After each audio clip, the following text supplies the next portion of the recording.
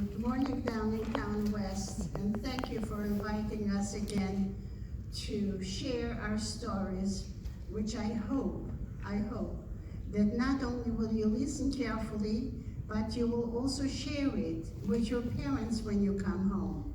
And someday, when you will be parents, I hope that you'll share it with your children, so they will learn the lesson what happens in cases like this, when a despotic leader like Hitler decides that he's better than others and that he needs to kill a whole people, regardless who they were, young and old, educated and not educated.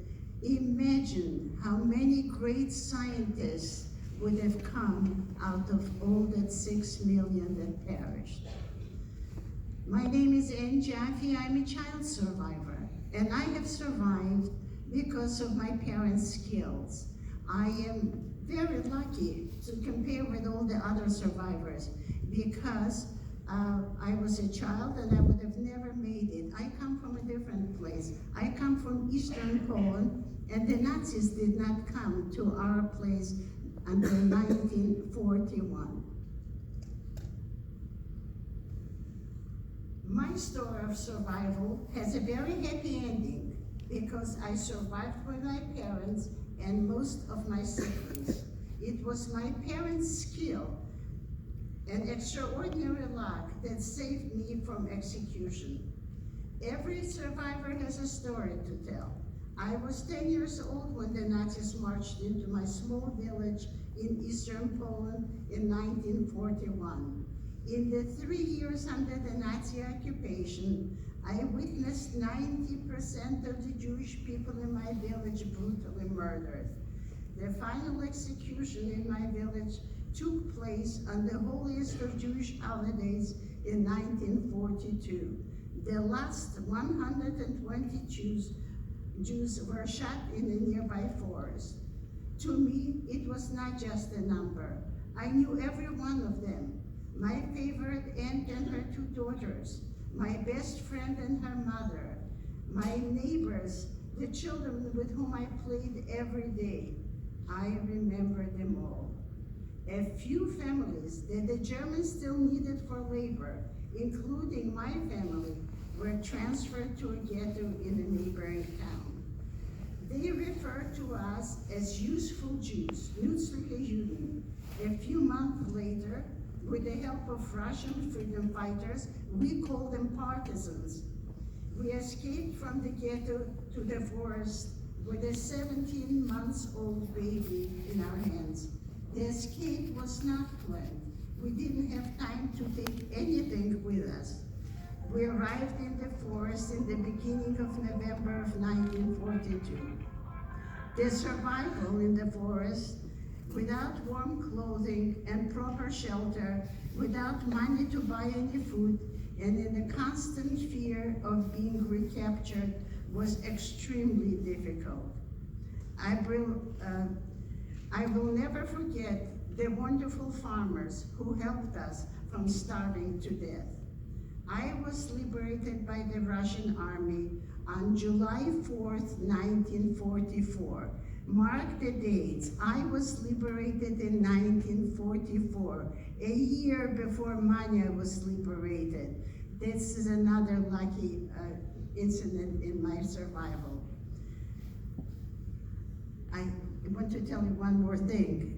I didn't know that July 4th was a special holiday here in the United States, but I chose July 4th also to get married. So I celebrated that day with great gusto. I was 13 years old when we were liberated, and my baby brother was 3 years old. He didn't know what it was like to live in a house after having lived for 20 months in the forest.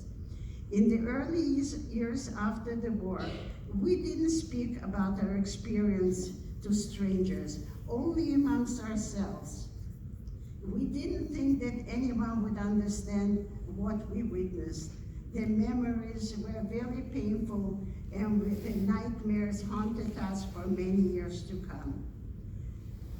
During the Nazi occupation, we didn't know about the concentration camps because in our area, they simply rounded up the Jewish people and took them to the nearby forest and shot them there. They refer now to that area of all of Eastern Europe as the killing fields. But after the war, we found out about the concentration camps and that most of the Jewish population of Europe perished there. We were extremely angry.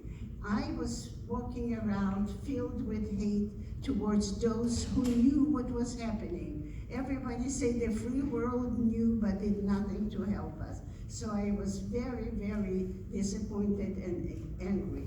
And I would voice it very loudly that I hate everybody who did not help us survive. And my father, luckily I survived with my parents, as I told you, overheard me say that I hate so many people. He was very upset about it. And so one day he called me over and he said, "Come, I have to have a serious discussion with you. I heard that you're hating so many people, you're filled with anger." He says, "That's not good. It will ruin you, it will destroy you. We were victims of hatred. Did you like it?" And I told him, "No, I hated it." So he says, "Then why would you do to others? That's what was done to you." And I realized that he was right. He said, "Be an example to others in a different way. Try to be compassionate, kind, and accepting of others. And this way you will accomplish more and you will not destroy yourself." I'll be forever grateful that I had a parent who had taught me right from wrong. You young people who are born in freedom in this wonderful country, I want you to appreciate it. Don't take it for granted, because I lived through two dictatorships, the Nazi dictatorship and the communist dictatorship, and I know what it means to live in freedom. I will be forever grateful that I found a new life and freedom in this wonderful country. Thank you very much.